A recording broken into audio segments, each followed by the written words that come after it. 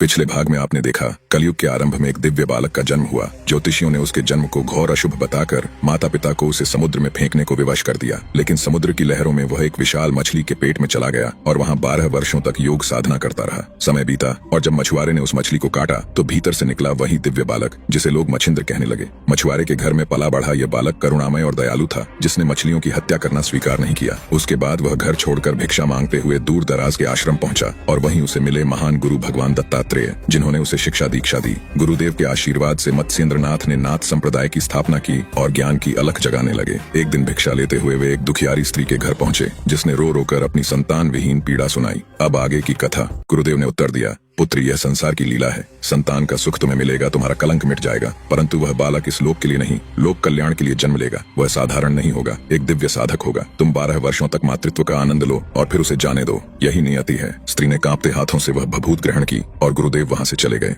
गृहस्थ महिला ने कांपते हाथों से वह पान और विभूति अपने आंचल में बांध ली थी। सायंकाल उसका पति और बहन घर लौटे। बहन की दृष्टि उसकी ओर गई और आंचल के कोने में बंधे वस्त्र पर अटक गई। उसने संदेह भरे स्वर में पूछा, दीदी, ये आंचल में क्या छुपा रखा है? स्त्री की आंखें चमक उठी। उसने श्रद्धा से उत्तर दिया, यह बाबा जी की दी हुई भभूत है। बहन ने तिरस्कार भरी हंसी के साथ प्रश्न किया, बाबा जी? कौन बाबा जी? स्त्री ने गंभीरता से जैसे कोई अमूल्य रत्न की रक्षा करते हुए पूरी घटना सुना दी। गुरु मत्स्येंद्रनाथ का आगमन, उनकी दया और पावन विभूति का वरदान। किंतु जहाँ उसके शब्दों में आस्था और आशा थी, वहीं बहन की आंखों में ईर्ष्या की आग भड़क उठी। उसकी आत्मा जलन से तपने लगी। पति का चेहरा भी कठोर पड़ गया। पति ने उसे डांटते हुए कहा, तुम भी ना कैसी भोली हो। ये साधु लोग बस झूठे वचन देते हैं। अगर सच में इनके पास सिद्धियां होती तो भिक्षा मांगते दर दर क्यों फिरते? तुम स्त्रियां ही इन पाखंडियों के जाल में फंसती हो। उसके शब्द जैसे वज्रपात थे। स्त्री का हृदय भीतर तक कांप उठा, पर उसकी आस्था डगमगाई नहीं। उसी क्षण बहन ने झपट्टा मारकर आंचल से वह पान निकाल लिया। यह मेरा है, पापा ने मुझे दिया है। स्त्री ने घबराकर उसे छीनने की कोशिश की। तभी उसकी बहन ने उस पान को फेंक दिया और सीधे गोबर के ढेर पर जा गिरा। हाय, यह क्या हो गया? स्त्री चीख उठी और झुककर उसे उठाने को दौड़ी, पर बहन ने क्रूरता से उसे लंगड़ी मार दी। वह धड़ाम से धरती पर गिर पड़ी।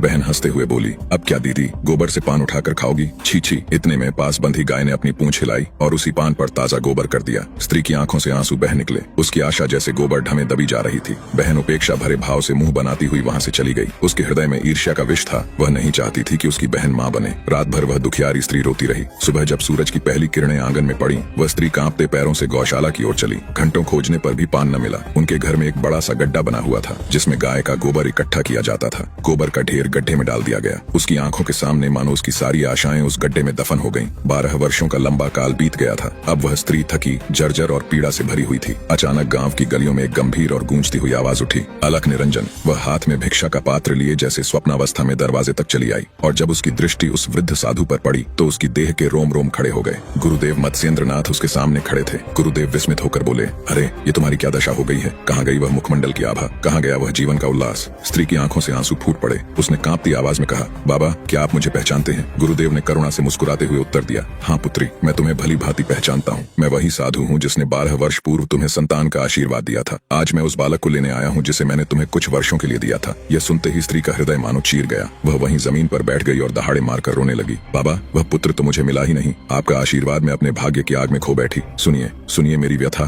फिर उसने कांपते स्वर में पूरी घटना कह सुनाई। कैसे उसकी बहन ने ईर्ष्या से पान छीना, कैसे पति ने ताने दिए, कैसे वह पान गोबर में गिरा और कैसे उसकी सारी आशाएं उसी क्षण मिट गईं। गुरुदेव ने कहा, पुत्री, मैंने तो पहले ही कहा था कि तुम्हारे भाग्य में संतान का सुख नहीं है। फिर भी मेरी साधना और कृपा से मैं ईश्वर से अनुमति लेकर तुम्हें थोड़े समय का सुख देना चाहता था। अब तुम मुझे बताओ, वह विभूति कहाँ गिरी थी? स्त्री ने कहा, बाबा, वही पीछे की गौशाला में जहाँ गोबर का गड्ढा है, वहीं वह पान गिरकर खो गया था। गुरुदेव ने धीमे स्वर में कहा, चलो पुत्री, मुझे वहाँ ले चलो। शायद वह पान अपनी कथा पूरी कर चुका है। जो ईश्वर ने ठहराया है वही अब हमें जानना है। गुरुदेव मत्स्येंद्रनाथ और वह स्त्री धीरे धीरे गौशाला के पीछे बने उस बड़े गड्ढे तक पहुंचे। स्त्री ने कांपती उंगलियों से उस गड्ढे की ओर इशारा किया। बाबा, यही है वह गड्ढा। वही पान, वही विभूति, सब यहीं दब गई थी। मैंने बहुत ढूंढा पर मुझे कुछ न मिला। रोज रोज यहाँ नया गोबर डाला जाता रहा। गुरुदेव कुछ क्षण गंभीर खड़े रहे। फिर उनका स्वर गूंजा, अलख निरंजन, अलख निरंजन, अलख निरंजन। उनकी गूंजती हुई पुकार मानो आकाश और धरती के बीच टकराकर प्रतिध्वनि बन गई। और तभी उस सड़े हुए गोबर के ढेर से एक हल्की सी आवाज आई। वह नन्ही परंतु दृढ़ थी, मैं यहाँ हूँ, इस गड्ढे में, मुझे बाहर निकालो। स्त्री सिहर उठी। उसकी सांसें अटक गईं। उसकी आंखें भय और आश्चर्य से चौड़ी हो गईं। पुत्र, तुझे किसी सहारे की आवश्यकता क्यों हो? तू स्वयं दूसरों का सहारा बनने आया है। आजा, यह संसार तेरा स्वागत करने को तैयार है। इतना कहते हुए उन्होंने अपनी विशाल छाती से एक दीर्घ श्वास खींची और फिर गड्ढे की ओर प्राणवान फूंक मारी। क्षण भर में मानो कोई अदृश्य शक्ति हिली। उसी गोबर में से एक 12 वर्षीय सुदर्शन बालक बाहर निकल आया। बालक ने दोनों हाथ जोड़कर गुरुदेव की ओर देखा और कांपती आवाज में पूछा, मैं कौन हूँ? मैं कहाँ से आया हूँ? गुरुदेव ने बालक के सिर पर हाथ रखते हुए कहा, पुत्र, तू गोरख है। इस गाय ने तेरा पालन कर तुझे सुरक्षित रखा, इसलिए तेरा नाम गोरक्षनाथ होगा। तू वही दीप है जिसे अंधकार में छुपा दिया गया था, पर आज तुझे जग को आलोकित करने के लिए बाहर बुलाया गया है। बालक ने विस्मित होकर फिर पूछा, और आप कौन हैं जो मुझे इस अंधकार से बाहर लाए? गुरुदेव का स्वर मधुर हो उठा, मैं मत्स्येंद्र नाथ हूँ, मैं तेरा गुरु, तू मेरा शिष्य है। अब मेरे साथ चल, तेरे भीतर की शक्ति को जागृत करने का समय आ गया है। संसार तेरी प्रतीक्षा कर रहा है। बालक को गोबर के गड्ढे से निकलते ही उस स्त्री का हृदय मातृत्व के उमड़ते सागर से भर गया। पुत्र मेरे लाल, तू सचमुच लौट आया। तभी गुरुदेव मच्छिंद्र नाथ ने कहा, नहीं पुत्री, यह बालक अब तेरा नहीं, तूने 12 वर्ष पहले ही इसे छोड़ दिया था। यह अब मेरा है, मैं इसे अपने साथ ले जाऊंगा। वह स्त्री चीख उठी, नहीं बाबा, यह तो मेरा रक्त है, मेरी कोख का आशीष है, इसे मत ले जाइए, यह मेरे जीवन का सहारा है, इसके बिना मैं कैसे जीऊंगी? मत्स्येंद्र नाथ ने कहा, पुत्री, यह बालक तुम्हारा होकर भी कभी तुम्हारा न था, यह तो लोक मंगल के लिए जन्मा है, अब इसे मैं योग की अग्नि में तपाऊंगा। स्त्री वहीं भूमि पर गिर पड़ी, उसकी देह विलाप से कांप रही थी। गुरु और शिष्य धीरे धीरे गांव से बाहर निकले, जैसे किसी कथा का एक अध्याय समाप्त होकर नया आरंभ होने वाला हो। गुरु मत्स्येंद्र नाथ ने उसे अपना शिष्य बना लिया। मत्स्येंद्र नाथ यह जानते थे कि यह बालक कोई आम बालक नहीं है। कुछ समय बाद गुरु मच्छिंद्र नाथ जी ने गोरखनाथ जी को शिक्षा और दीक्षा देना शुरू कर दिया। मत्स्येंद्र नाथ ने अपनी सभी शिक्षाएं गुरु गोरखनाथ को प्रदान की। एक दिन मच्छिंद्र नाथ अपने शिष्य गोरखनाथ से कहा, वत्स, आज तुम भिक्षा के लिए गाँव जाओ। गोरखनाथ लंगोटी और एक छोटा सा झोला लिए गाँव की ओर चले। गाँव में पहुंचकर उन्होंने एक साधारण से कच्चे घर के सामने खड़े होकर कहा, अलख निरंजन। अंदर से एक स्त्री निकली। उसने तिरछी नजर डालकर कठोर स्वर में कहा,